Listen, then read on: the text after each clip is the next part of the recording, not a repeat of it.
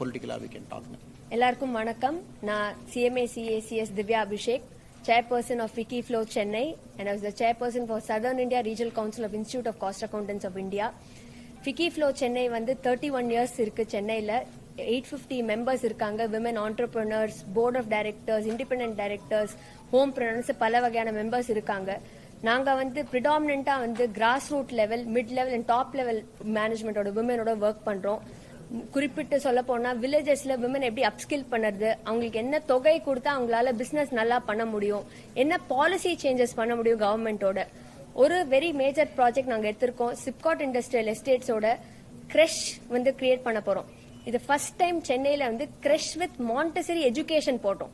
இது ஏன்னா நாங்க நிறைய விமென்ட்ட சர்வே எடுக்கிறச்சு அவங்க சொன்னாங்க ஒரு டே கேர் மட்டும் இல்லாம ஒரு எஜுகேஷனும் ப்ரொவைட் பண்ற மாதிரி இருந்தா ஒரு லேர்னிங் அண்ட் க்ரோத் இருக்கும்னு. ஸோ 5 இண்டஸ்ட்ரியல் எஸ்டேட் ஏரியாவில் நாங்கள் இது பண்ண போகிறோம். மோர் தென் 3 lakh விமன் இதை பெனிஃபிட் பண்ணுவாங்க. So thank you very much to Sri Annamalaiji for coming here and for motivating. Thank you. நன்றி. Yes thank you. நன்றிங்க மேடம். நன்றி. ராஜா அந்த பேனர்லாம் ரிமூவ் பண்ணிருங்க ராஜா. நீங்க பொலிட்டிக்கலா கேள்வி கேட்பீங்க உங்க ஃப்ரேம்ல வேண்டாம்னு பார்த்தாங்க, தப்பா நினைச்சுக்காதீங்க. நம்முடைய பத்திரிகை நண்பர்களுக்கு எங்களுடைய மாலை வணக்கத்தை மறுபடியும் தெரிவித்துக் கொள்கின்றோம். நண்பர்கள் நேத்தே சந்திக்கணும்னு ஆசை. குறிப்பாக நம்முடைய கலைஞர் கருணாநிதி அவர்களுக்காக அரசு விழாவாக நடந்த 100 ரூபாய் சிறப்பு நாணயம் வெளியீட்டு விழாவில் நம்முடைய மத்திய பாதுகாப்புத்துறை அமைச்சர் திரு ராஜ்நாத் சிங் அவர்கள் பங்கேற்றிருந்தாங்க. அதன் பிறகு பத்திரிகை நண்பர்களை சந்திக்கணும்னு நினைச்சோம். அவசரமா டெல்லி செல்ல வேண்டிய காரணத்தினால் நைட்டு போயிட்டு இப்பதான் வர முடிஞ்சது. அதனால் இன்னைக்கு நண்பர்களை சந்தித்துக் கொண்டிருக்கின்றோம். தமிழகத்தை பொறுத்த வரைக்கும் என்னன்னா, எது செய்தாலும் கூட இங்கே அரசியலாக பார்ப்பது பேசப்படுவது அரசியல் கட்சிகளுக்கு ஒரு வழக்கமா இருக்கு. எல்லாத்திலயும் ஒரு அரசியல் கலந்துறாங்க. எங்களை பொறுத்தவரை நேற்று தமிழகத்தினுடைய ஒரு முன்னாள் முதலமைச்சருக்கு, 5 முறை முதலமைச்சராக இருந்தவருக்கு, எங்களுக்கும் திராவிட முன்னேற்ற கழகத்துக்கும் இன்னைக்கும் பாத்தீங்கன்னா நார்த் போல் சவுத் போல் மாதிரி எல்லா விஷயத்திலும் எதிரும் புதிருமாக சித்தாந்தத்தில் இருக்கும். ஆனா நேற்று ஒரு அரசு விழாவில் மத்திய அரசு அதன் சார்பாக எங்களுடைய மூத்த அமைச்சர் ராஜ்நாத் சிங் அவர்கள் பங்கேற்று தமிழகத்தினுடைய ஒரு மாபெரும் அரசியல் தலைவர், 5 முறை முதலமைச்சராக இருந்தவருக்கு ஒரு சிறப்பு நாணயம் வெளியிட்டதில் நாங்கள் எல்லோருமே மகிழ்ச்சி அடைகின்றோம். இது தமிழகத்திற்கு புதிதல்ல. இதுவரை நம்முடைய மத்திய அரசு என்னெல்லாம் செஞ்சிருக்கிறாங்க, குறிப்பாக இந்த கமமரேட்டிவ் காயின் நாணயத்தை பொறுத்த வரைக்கும் பாத்தீங்கன்னா, காமராஜர் ஐயா அவர்கள் 1903 பிறந்தாங்க. அவருடைய 100 ஆண்டுகள் நினைவாக 2004 அப்ப இருந்த காங்கிரஸ் UPA அவங்க ஒரு சிறப்பு 100 ரூபி காயின் கமமரேட்டிவ் காயின் வெளியிட்டு இருக்கிறாங்க. அதன் பிறகு அறிஞர் அண்ணாதுரை அவர்கள் 1909 பிறந்திருந்தாங்க. 100வது ஆண்டு 2009 UPA காங்கிரஸ் அரசு சிறப்பு நாணயம் 100 ரூபாய் வெளியிட்டு இருக்கிறாங்க. அதன் பிறகு சி சுப்பிரமணியம் ஐயா ஒரு முக்கியமான ஒரு ஆளுமை, 1910 பிறந்திருந்தாங்க. 2010 அவருடைய 100வது ஆண்டுல காங்கிரஸ் UPA அரசு வெளியிட்டு இருக்கிறாங்க. சர்வப்பள்ளி ராதாகிருஷ்ணன் ஐயா 1888 பிறந்திருந்தாங்க. அவருக்கு 125 ஆண்டுகள் 2013 முடிஞ்சிச்சு. ஆனா நாம் ஆட்சிக்கு வந்த பிறகு சர்வப்பள்ளி ராதாகிருஷ்ணன் ஐயாவுக்கு 2015 125 ரூபாய் காணியத்துல கமமரேட்டிவ் நாணயத்தை நாம வெளியிட்டு இருக்கிறோம்.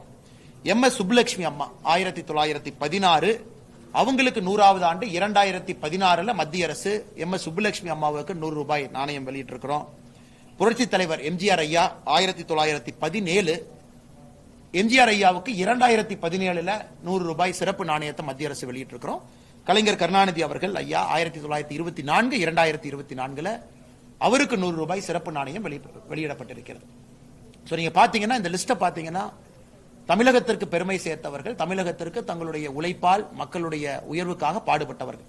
காமராஜர் ஐயா ஆரம்பித்து அண்ணாதுரை அவர்கள், சி சுப்பிரமணியம் அவர்கள், சர்வப்பள்ளி ராதாகிருஷ்ணன் அவர்கள், அம்மா சுப்புலட்சுமி அவர்கள், புரட்சி தலைவர் MGR அவர்கள், கலைஞர் கருணாநிதி அவர்கள்.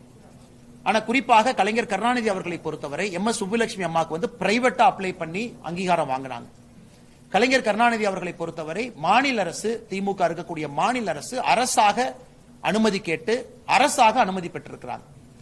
அது 100 ஆண்டுகள் 2024 மாநில அரசு குறிப்பாக மத்திய அரசின் சார்பாக வர வேண்டும், ராஜ்நாத் சிங் அவர்கள் வர வேண்டும் என்கின்ற வேண்டுகோளை ஏற்றுக்கொண்டு ராஜ்நாத் சிங் அவங்க வந்திருக்காங்க. அது நேற்று நீங்க எல்லாமே பாத்தீங்க. ராஜ்நாத் சிங் ஐயாவுடைய உரையை பாத்தீங்க. அதுல பல விஷயங்களுக்கான ஒரு தெளிவு ராஜ்நாத் சிங் ஐயாவுடைய உரையில கிடைச்சிருக்கு. குறிப்பாக கோஆபரேட்டிவ் பெடரலிசம் எப்படி, நாம் பாரதிய ஜனதா கட்சி, மத்திய அரசு, மாநிலத்தை எல்லாம் எப்படி பார்க்கின்றோம், ஒரு மாநிலத்திற்கு நாம் கொடுக்க வேண்டிய அங்கீகாரம், மாநிலத்தினுடைய வளர்ச்சிக்கு நாம் துணை நிற்பது, ஒரு வளர்ந்த மாநிலங்கள் ஒற்றுமையாக இருக்கும் பொழுது ஒரு வளர்ந்த பாரதம் 2047 சாத்தியம், இதெல்லாம் கூட நம்ம பார்த்தோம். ஆனா இதை குறிப்பாக தமிழகத்தில் அனைத்து இந்திய அண்ணா திராவிட முன்னேற்ற கழகம் எதிர்க்கட்சி தலைவராக இருக்கக்கூடிய அண்ணன் எடப்பாடி பழனிசாமி அவர்கள் இதை அரசியல் கலந்து பேசுவது வேதனைக்குரியது. ஏன் இது வேதனைக்குரியதுனாங்கன்னா, ஒரு விஷயம் அண்ணன் எடப்பாடி பழனிசாமி அவர்கள் உணர்ந்து கொள்ள வேண்டும். 2017 பாரதிய ஜனதா கட்சியும் அதிமுகவும் கூட்டணியில் இல்லை. 2017 கூட்டணியில் இல்லாத பொழுது இங்க இருக்கக்கூடிய அதிமுக அரசு சிறப்பு நாணயம் புரட்சி தலைவர் அவர்களுக்கு வெளியிட வேண்டும் என்ற அனுமதி கோரிய பொழுது 2017 மத்திய அரசு அனுமதி கொடுத்தது. அப்ப நம்ம கூட்டணி இல்ல. 2019 நாம் கூட்டணியில் இருந்த பொழுது 2 ஆண்டுகள் கழிச்சு தான் அந்த நிகழ்ச்சியை நடத்தி அந்த நாணயத்தை அவங்க வெளியிட்டாங்க. அது அவர்களுடைய வெறுப்பு. எந்த நேரம் மத்திய அரசு அனுமதி கொடுத்த பிறகு நீங்க சொல்லணும், இந்த நாள்ல வெளியிறன்னு சொன்னா மின்ட்ல உங்களுக்கு பிரிண்ட் பண்ணி காயின் கொடுப்பாங்க, நீங்க கேட்கக்கூடிய காயினை கொடுப்பாங்க. ஏன்னா இதெல்லாம் கமமரேட்டிவ் காயின், அதனால 100 ரூபாய் காயின் 100 ரூபாயா இருக்கிறது இல்ல, கொஞ்சம் அதிக விலையில் இருக்கும், வேணுங்கிறத வாங்கிக்கலாம். அதனால் நாம் பாரதிய ஜனதா கட்சி ஆட்சியில் இருந்த பொழுது எதிர்க்கட்சி ஆளும் கட்சி எல்லாம் பார்க்கலீங்க. புரட்சி தலைவர் டாக்டர் எம்ஜிஆர் ஐயாவுக்கு என்ன மரியாதை செய்ய வேண்டுமோ 2017 நம்ம செஞ்சிருக்கோம். கலைஞர் கருணாநிதி அவர்களுக்கு என்ன மரியாதை செய்ய வேண்டுமோ 2024 செஞ்சிருக்கோம். இதையெல்லாம் தாண்டி இன்னைக்கு அண்ணன் எடப்பாடி பழனிசாமி அவர்களுக்கு ஒரு விஷயத்தை நான் உணர்த்த விரும்புகின்றேன். 2017 நவம்பர்ல மாண்புமிகு பாரத பிரதமர் நரேந்திர மோடி அவர்கள் கலைஞர் கருணாநிதி ஐயாவை நேரில் வந்து சந்திக்கிறாங்க. உடம்பு சரியில்லாம இருந்த பொழுது நேரில் சந்தித்து விட்டு அன்னைக்கு பத்திரிகையாளர் சந்திப்புல கூட சொன்னாங்க வெளிப்படையாக, கலைஞர் கருணாநிதி அவர்கள் என்னோடு வந்து என்னுடைய இல்லத்துல சிறிது நேரம் தங்க வேண்டும், குறிப்பாக புதுடெல்லிக்கு வந்து என்னுடைய அரசு இல்லத்துல கலைஞர் கருணாநிதி அவர்கள் என்னோடு தங்க வேண்டும் என்பது என்னுடைய ஆசை. அப்ப அரசியலுக்காக பேசணுமா? நாம் எல்லாருமே எதிரும் புதிருமாக இருந்தாலும் கூட ஒரு அரசியல் நாகரிகம் என்பது ஒரு தலைவரை மதிப்பது அரசியல் நாகரிகமாக நாங்கள் பார்க்கின்றோம். மாநில தலைவராக இதனுடைய கடமை. ஒரு பாதுகாப்புத்துறை அமைச்சர் ராஜ்நாத் சிங் அவர்கள் மத்திய அரசை ரெப்ரசென்ட் பண்ணி வர்றாங்க, அதுல இணையமைச்சர் முருகன் ஐயா பங்கேற்கிறாங்க. ஒரு மாநில தலைவராக என்னுடைய கடமை அவர்களை அழைத்து செல்வது. ராஜ்நாத் சிங் ஐயாவுடைய விருப்பம் கலைஞர் மெமோரியல்ல பார்க்கணும் அப்படிங்கிறது அவங்களுடைய விருப்பம். இதுல என்னுடைய தனிப்பட்ட வெறுப்பு நான் கட்சிக்கு சொல்ல முடியாதுங்க. நான் இந்த கட்சியில தலைவனாக இருந்தாலும் அடிப்படையில் நான் ஒரு தொண்டன். பிரதமர் விரும்புகின்றார்கள், ராஜ்நாத் சிங் ஐயா விரும்புறாங்க, கலைஞர் கருணாநிதி ஐயாவுடைய மெமோரியலுக்கு போகணும்னு பாக்குறாங்க. அவருக்கு முழுமையாக மரியாதை செலுத்த வேண்டும் என்று மத்திய அரசு முடிவு செய்த பிறகு பாரதிய ஜனதா கட்சி தமிழகத்தில் முழு ஒத்துழைப்பை கொடுப்பது எங்களுடைய கடமை, இந்த கட்சியினுடைய அடிப்படை டிசிப்ளின். அதனேத்து பார்ட்டியினுடைய ஒரு காரியகர்த்தாவும் கூட மாநிலத்தினுடைய தலைவரிலிருந்து ஆரம்பித்து கடைசி தொண்டன் வரை நேற்று அந்த மரியாதையை செய்திருக்கின்றோம். இதிலையும் நாங்கள் அரசியல் கலக்கவில்லை. அதுவும் பெருந்தன்மையோடு பணியாற்றி இருக்கின்றோம். பெருந்தன்மையோடு எல்லா இடத்திலையும் போயிருக்கிறோம், பெருந்தன்மையோடு இருந்திருக்கின்றோம். இதுல நாங்கள் அரசியலோ நாங்க இதை வந்து இப்படி பேசுறதோ இல்லை. அண்ணாமலையினோட ஒரு தெளிவோ அல்லது பாரதிய ஜனதா கட்சியினுடைய தெளிவோ அல்லது இங்க இருக்கக்கூடிய தலைவர்களுடைய தெளிவோ ஒரு நாள்ல மாறி இருக்கா?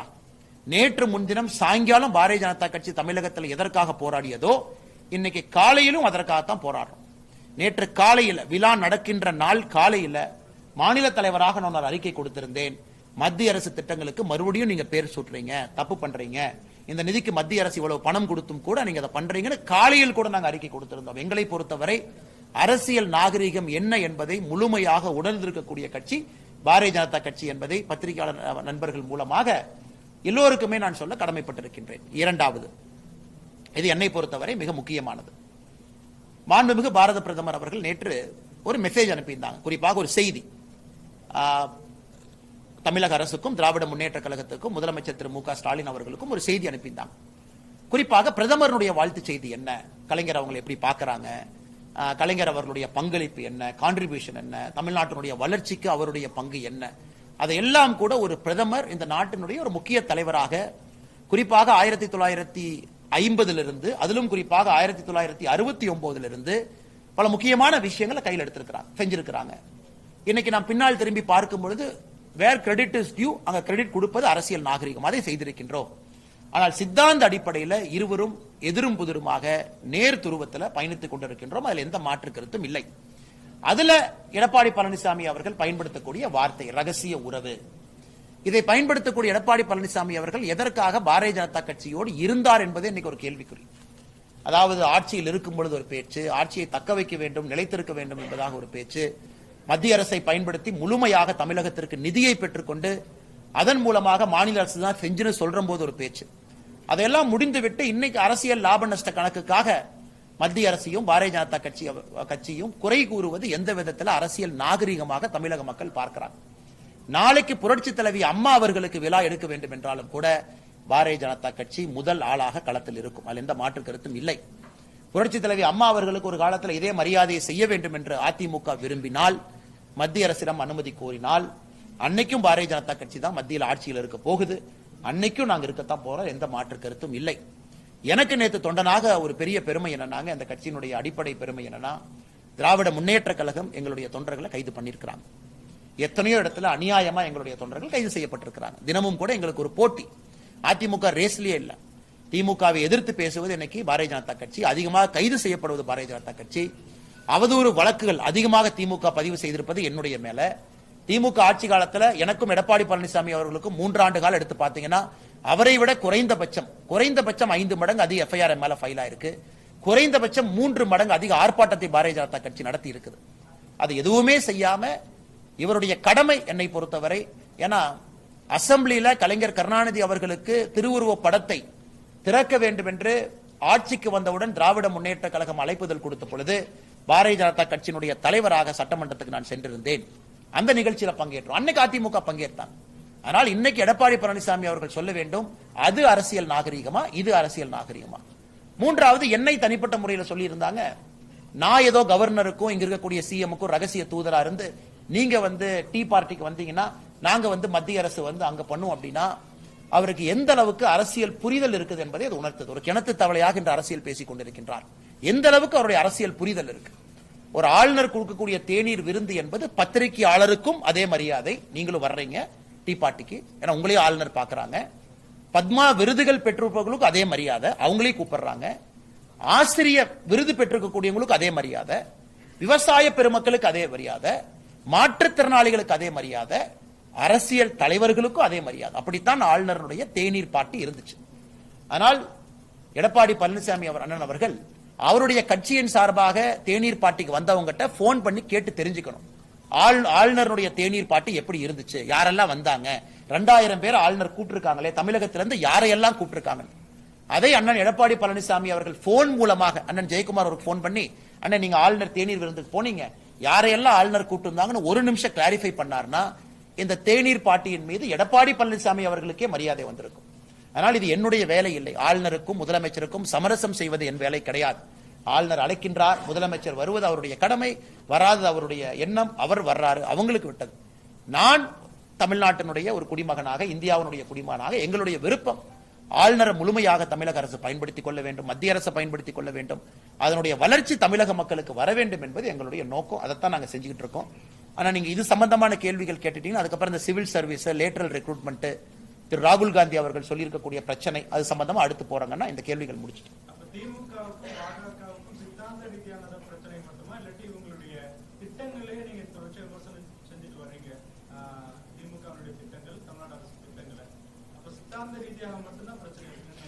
அண்ணா, நேற்று காலையில் என்னோட அறிக்கையை பாருங்க. நிகழ்ச்சி நடக்கிற அன்னைக்கு சாயந்தரம் காலையில் நாங்கள் அறிக்கை கொடுத்திருக்கோம். எப்பொழுதும் போல எப்படி பாரதிய ஜனதா கட்சி இருக்குமோ அப்படித்தான் நாங்கள் இருந்திருக்கிறோம், அப்படித்தான் இருக்க போகின்றோம், நாளை காலையில் அப்படித்தான் இருப்போம். அதனால் இது கலைஞர் கருணாநிதி அவர்களுக்கான, ஐயாவிற்கான விழா என்பதுல நாம் அனைவரும் ஒரு விஷயத்துல தெளிவாக இருக்க வேண்டும். ஒரு தலைவர் தன்னுடைய உழைப்பை எல்லாம் கொடுத்திருக்கிறாங்க. சித்தாந்த ரீதியில எங்களுக்கு ஏகப்பட்ட மாறுபாடுகள் இருந்தாலும் 5 முறை முதலமைச்சர்கள், மக்கள் முட்டாள் இல்ல, எல்லாருமே யோசிச்சு ஒருத்தரை தேர்வு பண்றாங்க. அதற்கு மரியாதை கொடுக்கணும், அந்த பதவிக்கு மரியாதை கொடுக்கணும், பொறுப்புக்கு மரியாதை கொடுக்கணும். One of the tallest leader Indian politics, அதுல எந்த மாற்று கருத்தும் இல்லை. எங்களோடு 1999 இருந்து கூட்டணியில் இருந்தாங்க, அதுவும் மாற்று கருத்து இல்லை. அவர்களுக்கு கொடுக்க வேண்டிய மரியாதையை பாரதிய ஜனதா கட்சி இலக்கணமாக மத்திய அரசு கொடுத்திருக்கிறாங்க. எல்லோரும் எங்களை என்ன சொல்லுவாங்க, நாங்கெல்லாம் ஒண்ணு, நீங்க மட்டும் தனி, எதிர்கட்சியுடைய குரவலையை நசிக்கிறீங்க. ராஜ்நாத் சிங் ஐயாவுடைய பேச்சு என்ன? இன்னைக்கு காலையில முதலமைச்சர் அவர்கள் கூட அந்த பேச்சை குறிப்பிட்டிருந்தாங்க. அவருடைய பேச்சை முழுமையாக ஒரு கட்சி தொண்டனாக முழுமையாக நாங்கள் ஏற்றுக்கொள்கின்றோம். என்ன பேசியிருந்தாங்க? 1973 குறிப்பாக தேசிய கொடிய ஒரு மாநிலத்தினுடைய முதலமைச்சர் ஏற்றுவதற்கு அங்கீகாரம் பெற்றுக் கொடுத்திருக்கிறாங்க. அதன் பிறகு அவர் செய்திருக்கக்கூடிய சாதனைகள். ஆனா இன்னைக்கு தமிழக அரசியல் 1980 1960 இருந்த தமிழக ஆட்சி இன்னைக்கு இல்ல, அது வேற. அது மாற்று கருத்து பேசுவதற்கான நேரம் இருக்கு. மக்கள் மன்றத்தில் வைக்கிறோம், நாங்கள் என்ன செய்ய போகின்றோம் வைக்கிறோம், சித்தாந்த அடிப்படையில் மாற்றத்தை வைக்கிறோம், மக்கள் முடிவு செய்ய போறாங்க, அது வேற. ஆனால் எடப்பாடி பழனிசாமி அவர்கள் கண்ணை மூடிக்கொண்டு அவருக்கு அது இருட்டா தெரியுது, தமிழக மக்களுக்கும் 8.5 கோடி மக்களுக்கும் இருட்டா தெரிய வேண்டும் என்று நினைத்தால் அவர் தப்பு கணக்கு போடுறார். அதே போல நீங்க தமிழக மக்கள் அரசியல் நீங்க பாரதிய ஜனதா கட்சி ஆள தகுதியான கட்சினா இதை நாங்கள் செஞ்சாதான் மக்களுக்கு எங்கள் மேல் நம்பிக்கை வரும். நாங்க ஒரு என்ன சொல்றதுன்னா என்ன வேணாலும் பேசிட்டு எப்படி வேணாலும் நடக்கிற கட்சி இல்ல. Very matured political party. இந்தியால 18 மாநிலத்தில் ஆட்சியில் இருக்கக்கூடிய கட்சி, பல விதமான முரண்பாடுகளை தினமும் பார்லிமெண்ட்ல சமாளிக்கக்கூடிய கட்சி. எங்களுக்கும் இன்னொருத்தருக்கும் மாற்று கருத்து இருந்தாலும், உதாரணத்துக்கு ஜார்க்கண்டுடைய முதலமைச்சர் ஜெயிலுக்கு போயிட்டு 5வது நாள் அப்பாயின்மெண்ட் கேட்டா சரிசமமாக பிரதமரோடு அமர்ந்து பிரதமர் நேரம் கொடுப்பாங்க. இந்திய அரசியல அவர் முதலமைச்சராக வந்திருக்கின்றார். இந்த போன்ற பல அரசியல் இலக்கணங்களை பாரதிய ஜனதா கட்சி தொடர்ந்து எழுதி கொண்டிருக்கின்றோம். அதனால் இவங்க கிணத்து தவளையாக இந்த அரசியல் இருந்து பாரதிய ஜனதா கட்சி மாறுபட்டு நிற்க விரும்புகிறது. எங்க நாகரீகமோ நாகரீகம், எங்க போட்டியோ எங்க போட்டி, எங்க சண்டையோ சண்டை, எங்க மக்கள் மன்றத்தில் எங்களுடைய மாறுபட்ட கருத்துக்களை வைக்கணுமோ வைக்க போறோம்.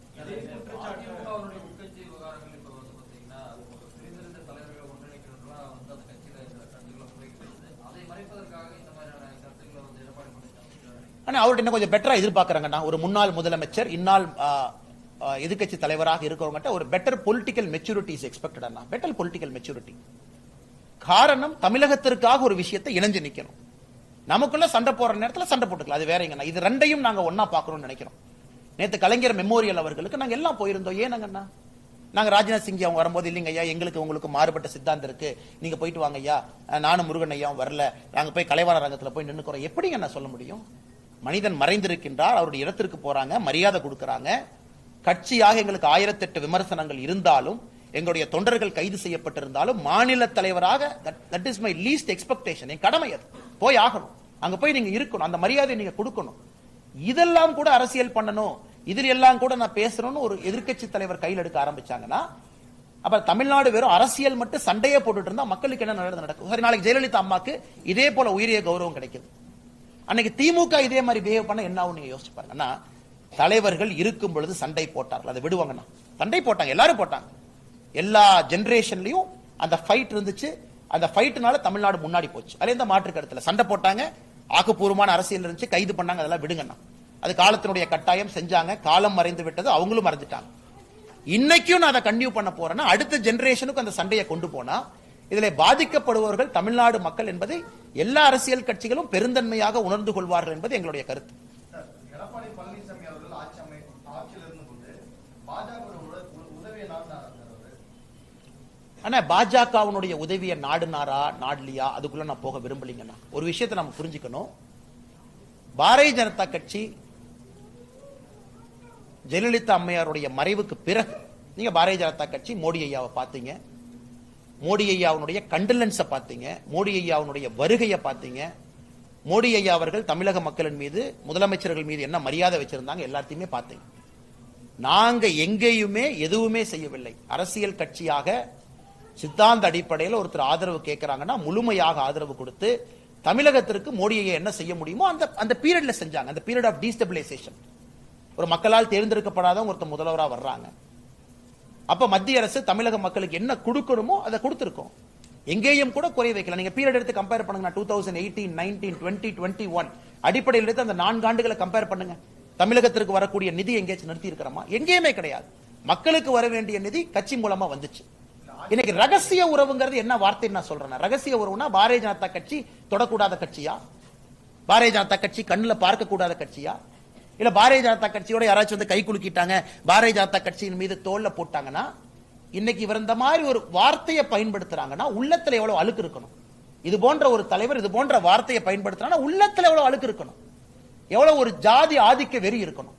எவ்வளவு ஜாதி ஆதிக்க வெறி இருக்கணும்? ஒரு அன்டச்சபிள் அப்படிங்கிற மாதிரி ஒரு எதிர்க்கட்சி தலைவர் பேசுறாங்கன்னா அவருக்குள்ள எவ்வளவு ஜாதி ஆதிக்க வெறி இருக்கணும்? இவங்க எல்லாம் வந்து எதிர்க்கட்சி தலைவரா இருக்கிற ஃபிட்டா? இவங்க எல்லாம் முன்னாள் முதலமைச்சர் என்கின்ற பொறுப்புக்கு இவர்களுக்கு அழகா? பாரதிய ஜனதா கட்சி என்ன தப்பு பண்ணுச்சு? பர்மிஷன் கேட்டீங்க, பர்மிஷன் கொடுத்தாங்க. அதுவும் வந்து குறிப்பாக நீங்க பார்த்திருப்பீங்க, அது எங்கேயும் செய்யாத ஒரு விஷயத்தை கலைஞர் கருணாநிதி ஐயாவுக்கு செய்யப்பட்டிருக்கிறது. தமிழ் வாழ்க அப்படிங்கிற வாக்கியம். அது எல்லாமே பாத்தீங்கன்னா ஒரு ஸ்டாண்டர்ட் ஃபார்மேட்ல காயின் பிரிண்ட் ஆகும். இவர்கள் சொன்னதை மத்திய அரசு முழுமையாக ஏற்றுக்கொண்டு ஒரு பிரசிடென்ஸ். நாளைக்கு ஒரிசால கேட்கலாம், பெங்கால்ல கேட்கலாம், யார் கேட்டாலும் கூட மரியாதை செய்யணும். அந்தந்த மாநிலத்தினுடைய நம்முடைய தாய்மொழி நமக்கு பிரதானம். இதை அப்படி எப்படி மாத்தி சொல்றாரு? மத்திய அரசு தமிழ் வெல்கங்கிற வார்த்தை இருக்கு, அதுக்கு அனுமதி கொடுத்திருக்காங்க, மோடி எவ்வளவு பெரிய ஆள், இப்படி பேசுவதை விட்டுவிட்டு அதுல ஒரு ஹிந்தி வாக்கி அங்க இருந்துச்சு, அதுல இந்த வாக்கி அங்க இருந்துச்சு. அதாவது அரசியல் பார்வைங்கண்ணா. அதாவது நீங்க ஒரு குறை சொல்ல வேண்டும் என்று ஆரம்பித்து விட்டால் எதையும் குறை சொல்லலாம். ஏன் இவங்க 2014 இருக்கும்போது புரட்சி தலைவர் எம்ஜிஆர் அவர்களுக்கு நம்ம அனுமதி கொடுக்கலையா? 2019 இப்ப ஆர்குமெண்ட் சொல்றாங்க, எம்ஜிஆர் அவர்கள் நாணயத்தை நாங்களே வெளியிட்டுக்கிட்டோம். அது சந்தோஷப்படுறதா? நான் துக்கப்படுறேன்.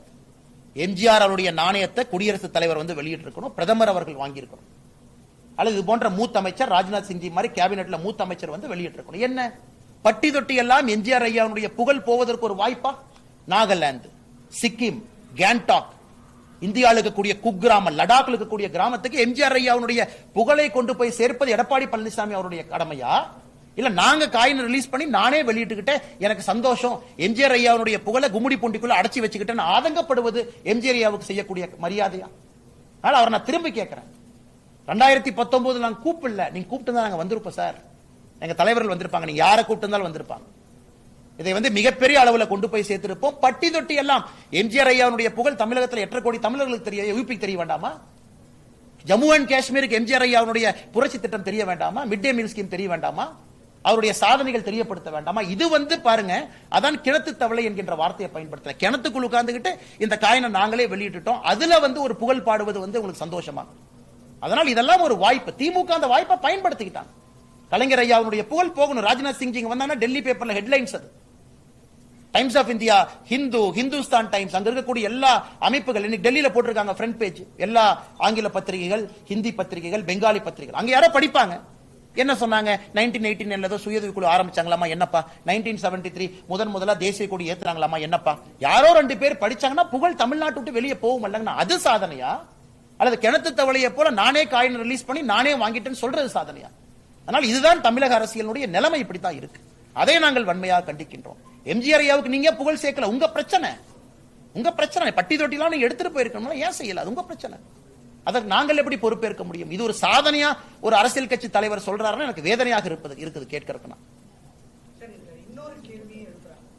மம்தா பானர்ஜி பங்கேற்கிறாங்க அப்படின்ற ஒரே காரணத்துக்காகவும் ஒரு ஆளுநருடைய வீட்டு நிகழ்ச்சியில பங்கேற்க கருத்து சொன்ன அண்ணாமலை இப்போ நேரெதிர் அரசியல் செய்யக்கூடிய சித்தாந்தம் ரீதியாகவும் ஒருவருக்கு தாக்கி ஒரு நிகழ்ச்சியில பங்கேற்பதற்கான காரணம் என்ன? அண்ணா, மம்தா பானர்ஜி அவர்கள் பங்கேற்றது ஒரு தனியார் விழா, நல்லா புரிஞ்சுக்கங்கண்ணா, ஒரு தனியார் நிகழ்வு. தனியார் நிகழ்வுக்கு மம்தா பானர்ஜி அவங்க வர்றாங்க, தனியார் நிகழ்வுல இருக்கிறாங்க. மம்தா பானர்ஜி அவர்கள் அந்த தனியார் நிகழ்வுல இருக்கும் பொழுது நான் போக விருப்பப்படல.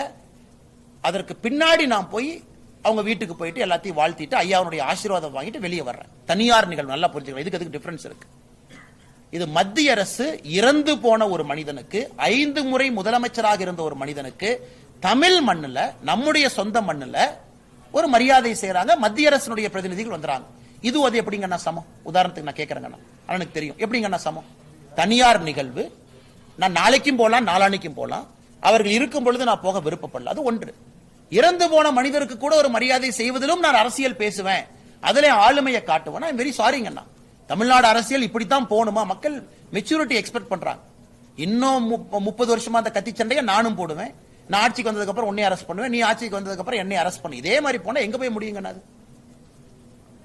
அடுத்து இரண்டாவதுங்கன்னா, இன்னைக்கு மாண்புமிகு நம்முடைய எதிர்க்கட்சி தலைவர் ராகுல் காந்தி அவர்கள் வந்து ஒரு 2-3 விஷயத்தை முன் வச்சிருக்கிறாங்க. என்ன முன் வச்சிருக்கிறாங்க? குறிப்பாக இந்த சிவில் சர்வீஸ் தேர்வுல லேட்டரல் என்ட்ரியை கொண்டு வந்துட்டாங்க பாரதிய ஜனதா கட்சி. இதனால வந்து எல்லா மக்களுக்குமே, குறிப்பாக பிற்படுத்தப்பட்ட பின்தங்கிய நம்முடைய சகோதர சகோதரிகளுக்கு பிரச்சனை அப்படின்னு சொல்லிட்டு ஒரு பிரச்சனை பண்றாங்க. ஆனா ஒரு விஷயத்தை நம்ம நல்லா புரிஞ்சுக்கணும், உலகத்தினுடைய சிவில் சர்வீஸ் எல்லாம் அமெரிக்கால ஸ்பாயில் சிஸ்டம் அப்படிங்கிறோம். ஒரு ஜனாதிபதி வந்தவுடன் அவரு கூடவே டிரான்ஸ்போர்ட் செக்ரட்டரி வருவாரு, பினான்ஸ் செக்ரட்டரி வருவாரு, எல்லாருமே பிரைவேட் செக்டர்ல இருந்து வருவாங்க, கிளம்பி போயிருவாங்க. அந்த கோ டெர்மினஸ் வித் பிரசிடென்ட். இத வீரப்ப மொய்லி அவர்கள் தலைமையிலான second administrative reforms commission 2005 Congress ஆட்சியில சப்மிட் பண்றாங்க வீரப்ப மொய்லி அவர்கள். இந்தியாவிலும் இந்த நடைமுறையை கொண்டு வரணும். சிவில் சர்வீஸ்ல நாங்க எல்லோருமே ஒரு எக்ஸாம பாஸ் பண்ணிட்டு 30 வருஷம் ஒரு எக்ஸாம பாஸ் பண்ணிட்டு ப்ரமோஷன்ல அனுபவத்தோடு போறோம், அதுவும் சரிதான். ஆனா லேட்டரலா உங்களை போட பத்திரிகை நண்பர், இன்னைக்கு நீங்க ஒரு டால் ஜேர்னலிஸ்டா இருக்கீங்க, நீங்க இன்ஃபர்மேஷன் பிராட்காஸ்டிங் மினிஸ்ட்ரியுடைய ஜாயிண்ட் டைரக்டரா வரணுங்கிறது அவங்க விருப்பம். ஒரு ஐஏஎஸ் அதிகாரி INB ஜாயிண்ட் டைரக்டரா போறதை விட பத்திரிகை துறையில 15 ஆண்டுகள் நிபுணத்துவம் பெற்றிருக்கக்கூடிய நீங்க INB மினிஸ்ட்ரி ஜாயிண்ட் டைரக்டரா வந்து ரன் பண்ணுங்க. இதுதான் என்னுடைய நோக்கம். சிம்பிளா சொல்லணும், என்விரான்மெண்ட் மினிஸ்ட்ரியில என்விரான்மெண்ட்ல இருந்து கூட்டிட்டு வாங்க. டிரான்ஸ்போர்ட் மினிஸ்ட்ரிக்கு ஓலா ஊபர் அந்த மாதிரி யாரோ கூட்டிட்டு வாங்க. இதை 2005 அட்மினிஸ்ட்ரேட்டிவ் ரிஃபார்ம்ஸ் கமிஷன் ரிப்போர்ட்ல அதனுடைய 10வது copy 10th report of the second administrative reforms commission page number 325 வீரப்பமொழி சொல்றாங்க, இது போன்ற லேட்டரல் என்ட்ரியை கொண்டு வந்தா தான் இந்தியாவுடைய சிவில் சர்வீஸ் மக்களுக்கு பயன்படும். அதை பாரதிய ஜனதா கட்சி நடைமுறைப்படுத்துறோம். எப்ப இருந்து நடைமுறைப்படுத்துறாங்கன்னா 2018 இருந்து. ராகுல் காந்தி அவர்களுக்கும் காங்கிரஸ் கட்சிக்கும் சொன்னா 6 வருஷத்துக்கு முன்னாடி இது ஆரம்பிக்குது. லேட்டரல் என்ட்ரியில இதுவரை 60 பேர் ஜாயிண்ட் செக்ரட்டரியா டைரக்டர் ரேங்க்ல 60 பேர் வர்றாங்க. 3 ஆண்டுகள் இந்திய அரசுக்கு பணியாற்றலாம். மாநில அரசு பொறுப்பில் இருக்கக்கூடிய அரசு அதிகாரிகள் அப்ளை பண்ணலாம், தனியார் அப்ளை பண்ணலாம். ஒரு பேனல் இன்டர்வியூ வச்சு 3 ஆண்டுகள் கொடுக்கும். எக்ஸ்டெண்டட் பை 2 more years, 5 ஆண்டுகள் வரைக்கும் அவங்க வேலை பார்க்கலாம். அதன் பிறகு திரும்ப பிரைவேட் செக்டருக்கு வந்துடணும். இதான் அவருடைய அமைப்பு. இன்னைக்கு 60 செக்ரட்டரி இது வரைக்கும் நம்ம கிட்ட இருக்காங்க. இன்னைக்கு மறுபடியும் ஒரு புது ரெக்ரூட்மெண்ட் ஆரம்பிக்கும் பொழுது இன்னைக்கு ஒரு கட்டுக்கதையை எதிர்க்கட்சி தலைவர் மாண்புமிகு திரு ராகுல் காந்தி அவர்கள் இன்னைக்கு ஒரு கட்டுக்கதையை சொல்றாங்க. எய்தர் அவருக்கு தெரியலையா, அவருடைய ஆட்சியில வீரப்ப மொய்லி அவர்கள் கொண்டு வந்த ரிப்போர்ட்டை படிக்கலையா, இல்ல இதற்கு முன்னாடி ஒரு ஆர்டினன்ஸ் டியர் பண்ணி பத்திரிகையாளர் சந்திப்புல வீசிட்டு போன மாதிரி மறுபடியும் அவருடைய கட்சி அறிக்கையை தப்புன்னு வீசிட்டு போக போறாரா? அதனால இன்னைக்கு இதை வைத்துதான் அரசியல் நடக்குது. இன்னைக்கு பாருங்க, 10 ஆண்டு காலம் காங்கிரஸ் ஆட்சி 2004 இருந்து 13 வரை 3517 பேர் all India service group A group B recruit ரெக்ரூட் ஆனாங்க. 3517. இன்னைக்கு நம்முடைய 10 ஆண்டுகள்ல 3929 ரெக்ரூட் ஆயிருக்கிறாங்க. சோ நாம அதிகமா ரெக்ரூட்டும் பண்ணிருக்கோம். அதாவது ட்ரெடிஷனல் சிவில் சர்வீஸ்ல IAS, IPS, IFS, group A, group B, IRS, IRTS, IRTS இது போன்ற எல்லா சர்வீசஸும் டானிப்ஸ்ல இருந்து நாம அதிக ரெக்ரூட்டும் பண்ணிருக்கோம். லேட்டரல் என்ட்ரியும் கொண்டு வந்திருக்கோம். சரி, இன்னைக்கு ராகுல் காந்தி அவர்கள் கேள்வி கேட்கிற இங்க ஒரு பத்திரிகை நண்பர் இருக்கிறீங்க. ஏதோ ஒரு காரணத்துக்காக நீங்க சிவில் சர்வீஸ் எழுத முடியல, நான் எழுதுனேன்னு வச்சுக்கலாம், நீங்க எழுதல, உங்க டேர்ம் முடிஞ்சிருச்சு. 45 வயசுல யோசிக்கிறீங்க இந்த நாட்டுக்கு நீங்களும் சேவை பண்ணணும்னு நினைக்கிறீங்க. இந்த நாடு இல்லனே பத்திரிகையாளர் முன்னாடி இருக்காரு, பிரதர் நேம் எடுத்துக்கிறேன், மகேஷ் அண்ணன். பிரதர், நீங்க போய் 45 வயசுல மறுபடியும் சிவில் சர்வீஸ் எழுதுங்கன்னா அது நடக்கிற காரியமா? உங்களுக்காக கொண்டு வரப்பட்டது லேட்டரல் ரெக்ரூட்மெண்ட். 45 ஆண்டுலயும் நீங்க வாங்க, 3 வருஷம் மட்டும் அரசுக்கு வேலை பாருங்க, 5 வருஷம் மேக்சிமம் திரும்பி உங்க துறைக்கே போயிருங்க. அப்ப உங்களுடைய பெஸ்ட நாங்க உறிஞ்ச போறோம். அரசு உறிஞ்சுது. ஐஎன்பிக்கு என்னை பொறுத்தவரை ஐஏஎஸ் அதிகாரி இருப்பவரை இங்க இருக்கக்கூடிய நண்பர்கள் நீங்க இருந்தீங்கன்னா சூப்பரா இருக்கும். உங்களுக்கு யூ அண்டர்ஸ்டாண்ட் தி மீடியம், என்ன பிரச்சனைன்னு தெரியும், எப்படி டெலிவிஷன் மீடியம் ஒர்க் ஆகுதுன்னு தெரியும், நியூஸ் மீடியம் என்ன, பாலிசி என்ன நீங்க சொல்லுவீங்க. இதை உலக நாடுகள் எல்லாம் செய்யும் பொழுது இந்தியாவிலேயே ராகுல் காந்தி தடுக்கிறாங்க. அதனால இது வன்மையாக கண்டிக்கத்தக்கது மட்டுமல்ல, இதை மக்களிடம் பொய் சொல்லி திசை திருப்புவது. நாம வந்ததுக்கு அப்புறம் ஓபிசி சமுதாயத்திற்கு அதிக எண்ணிக்கையில் உள்ள வர்றாங்க, எஸ்சி எஸ்டி அதிக எண்ணிக்கையில் வர்றாங்க, எக்கனாமிக்கலி வீக்கர் செக்ஷன் கோட்டால வர்றாங்க. இது எல்லாம் கூட கம்பேரிட்டிவாக இருக்கும்போது இதில் அரசியல் செய்வது எந்த விதத்தில் ஏற்புடையதுங்கண்ணா? அதனால இதை நாங்கள் வன்மையாக கண்டிப்பதோடு மட்டுமில்லாம பொய் சொல்லக்கூடிய ராகுல் காந்தி அவர்கள் தன்னை திருத்திக் கொள்ள வேண்டும். ஒரு முக்கியமான பொறுப்பில் இருக்கிறாங்க, எம்பி அவங்க, ஒரு பாரம்பரியமான ஒரு பெரிய கட்சியிலிருந்து வந்திருக்கிறாங்க. மக்கள் இன்னும் கொஞ்சம் பெட்டரா எக்ஸ்பெக்ட் பண்றாங்க. டிபேட் பண்றதுக்கு வேற மேட்டர், ஆனா திசை திருப்பி அதை மாற்று புகுத்தி இதெல்லாம் மறைச்சு சொல்வது மக்கள் ஏற்றுக்கொள்ள போவது கிடையாது. அண்ணா இப்ப உதாரணத்துக்கு நீங்க பாருங்கண்ணா, லேட்டரல் என்ட்ரிலையும் நீங்க ரிசர்வேஷன் கொண்டு வாங்க, ஜாயிண்ட் டைரக்டர், டைரக்டர் ரேங்க்ல. இப்ப இந்தியாவை பொறுத்த வரைக்கும் உங்களுக்கு தெரியும், ப்ரொமோஷன்ல எங்கேயுமே நம்ம ரிசர்வேஷன் அப்ளை பண்றது இல்ல. கவர்மெண்ட் ஆஃப் இந்தியா சர்வீஸ்ல இட்ஸ் நாட் தேர். இன்னைக்கு நீங்க ஐபிஎஸ் ஆபீசரா ஐஏஎஸ் ரெக்ரூட் ஆயிடுறீங்க, கோட்டா சிஸ்டத்துல ஆயிடுறீங்க, சோசியல் ஜஸ்டிஸ், சமநீதி, சமூக நீதி சரியா பண்ணணும், பண்ணியாச்சு. அதன் பிறகு ஒரு ப்ரொமோஷன் எங்க போய் முடியும்? அப்ப மாநிலத்தினுடைய சீஃப் செக்ரட்டரி நாம இன்னைக்கு போடுறோம், இன்னைக்கு இந்த ஜாதி வந்துட்டீங்களா, அடுத்த சீஃப் செக்ரட்டரி இந்த ஜாதி, அடுத்த சீஃப் செக்ரட்டரி இந்த ஜாதி, அடுத்த சீஃப் செக்ரட்டரி இந்த ஜாதினா எல்லா ஜாதியும் கொத்தப்படுத்துறீங்க. இல்ல மாநிலத்தினுடைய டிஜிபி இன்னைக்கு நீங்க இந்த ஜாதி, நாளைக்கு எங்க போய் முடியுங்கண்ணா? உச்சநீதிமன்றத்தினுடைய பல தீர்ப்புகள்ல ஊர்ஜிதம் செய்யப்பட்டது என்ட்ரி லெவல்ல ரிசர்வேஷன் இஸ் ஃபாலோட். அதுக்கப்புறம் டைம் பவுண்ட் ப்ரமோஷன், யாருக்குமே டிஸ்கிரிமினேஷன் கிடையாது. இந்தியன் சிவில் சர்வீஸ்ல, கவர்மெண்ட் சிவில் சர்வீஸ்ல எல்லாரும் அந்தந்த டைமுக்கு அந்தந்த பொறுப்புக்கு போறாங்க, அவங்கவங்க வல்லுநர்களா வர்றாங்க. எல்லோரும் டிஜிபி, சீஃப் செக்ரட்டரி ஆகிறதுக்கு ஈக்குவல் ஆப்பர்ச்சுனிட்டி எல்லோருக்கும் இருக்கு. எனக்கு உச்சநீதிமன்றம் ஒரு படி முன்னாடி போய் இல்ல அதுலயும் கிரீமி லேயர் கொண்டு வர வேண்டும் என்று சொல்லும் பொழுது மத்திய அரசு ஒப்புக்கல. கிரீமி லேயர் எது கொண்டு வரணும்? அம்பேத்கர் ஐயா சொல்லல, நாங்கள் கேபினெட்டா அதை நிராகரிக்கணும் நம்ம சொல்லியிருக்கோம். ஒரு சரித்திரம் வாய்ந்த ஒரு முடிவு எடுத்திருக்கிறோம். அதனால் இன்னைக்கு ராகுல் காந்தி அவர்களும் உணர்ந்து கொள்ள வேண்டும், நாட்டினுடைய அடிப்படை எப்படி இருக்கு, அதை எப்படி நீங்க மாத்த முயற்சிக்கிறீங்க அப்படிங்கறது அவரும் உணர்ந்துக்கணும். இந்த லேட்டரல் என்ட்ரிங்கிறது எல்லாருக்கும் it's a fair and equal opportunity. 45 வயசு போறோம், 50 வயசுக்கு மிகாம இருக்கணும், 5 ஆண்டுகள் சக்சஸ்ஃபுல்லா இருக்கக்கூடிய ஒரு மாடல். நீங்க சொன்ன மாடல். அப்படி இருக்கும்போது வீரப்பமொழி ரிப்போர்ட்ல ஏன் நீங்க சொல்லல? அப்ப நீங்க 10 வருஷம் ஆட்சியில் இருக்கும்போது ஏன் கான்ஸ்டிடியூஷனை மாத்தல? ப்ரொமோஷனுக்கும் நாங்க கோட்டா அப்ளை பண்ணுவோம் ஏன் சொல்ல? உச்சநீதிமன்றத்தினுடைய பல தீர்ப்புகள் தெளிவா இருக்கு. அதனால இன்னைக்கு பத்திரிகை அன்பர்கள் மூலமாக நாம் சொல்லிக் கொள்வது, இதையே திரும்ப திரும்ப சொல்லி மிஸ்கைட் பண்றாங்க அப்படிங்கறத எங்களுடைய குற்றச்சாட்டுங்க.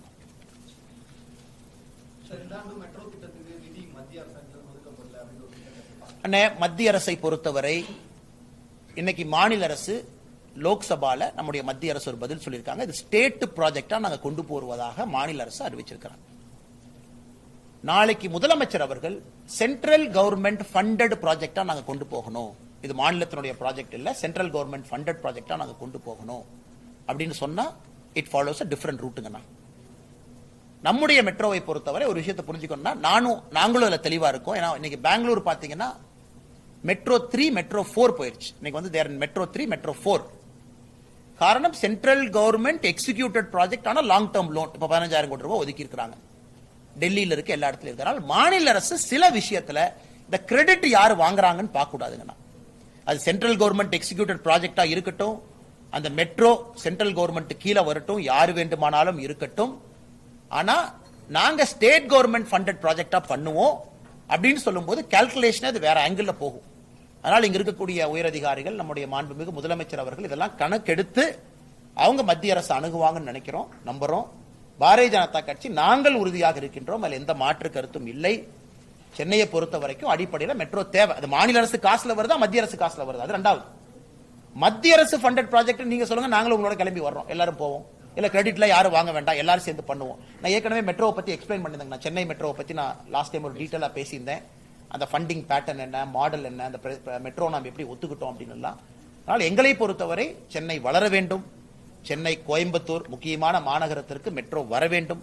கோயம்புத்தூர் கொடுக்கக்கூடிய ப்ரொபோசலை தயவு செஞ்சு மாநில அரசு எக்ஸிக்யூட் பண்ற ப்ராஜெக்டா கொடுங்க. நாங்களும் உங்களோடு நிற்கின்றோம், அதை பெற்றுக்கொண்டு வந்து கொடுக்கின்றோம்.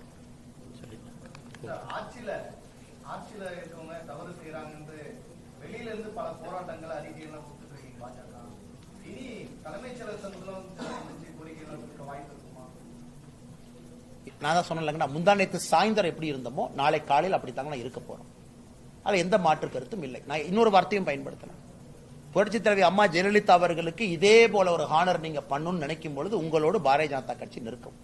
அதுல எந்த மாற்று கருத்தும் வேண்டாம். இதே போல தமிழின தலைவர்கள் மாற்று சித்தாந்தத்தில் ஒரு தலைவர் நம்முடைய சொசைட்டி கான்ட்ரிபியூட் பண்ணிருக்காங்க அப்படின்னா நாங்க நிற்போம். இது எங்களுடைய பக்குவத்தை தமிழக மக்களுக்கு நாங்கள் உணர்த்துகின்றோம்.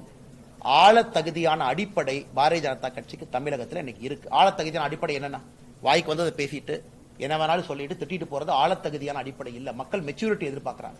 உங்களுக்கு நாங்க அரசியல் அதிகாரத்தை கொடுத்தா நீங்க எல்லாத்தையும் அணைச்சு கொண்டு போவீங்களா? எல்லா கருத்துக்கும் மதிப்பளிப்பீங்களா?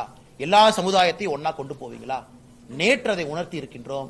நாங்க அதை தொடர்ந்து செய்வோம். எங்க சித்தாந்தம் சிம்பிளா சொல்லணும்னாங்கன்னா, ஜன்னல் எல்லாம் திறந்துட்டு நாங்க நின்றுட்டு இருக்கோம்.